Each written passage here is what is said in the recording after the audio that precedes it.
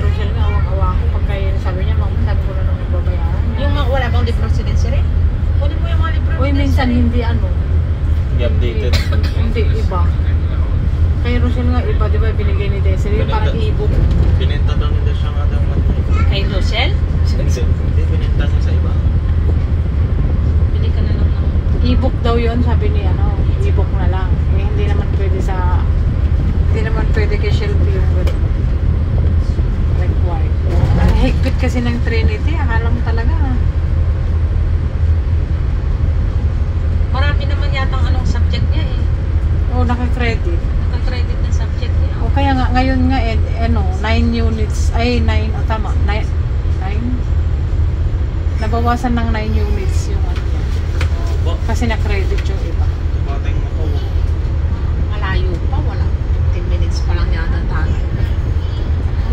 Upgrade siya. Siguro ang ganda to sa gabi, ano, kasi may ilaw, no? Mamayang gabi. Mamayang gabi pala. Sabi na. Sabi ni Roger, hindi ko makareply kanina pa, saan ka na? Bakit hindi niya alam na punta ka Macau?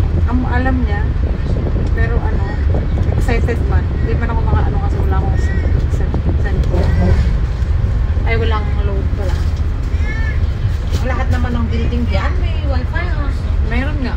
Kapag nandun ako nakaano sa building, doon ako mag-message ulit. Sa Macau din, sa mga hotel lang din ako nagwa-wifi. Sa mga casino pala, pero pag lumagpas ka na sa casino, wala na.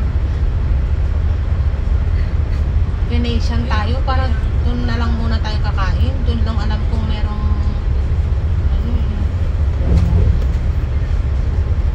merong fast food eh.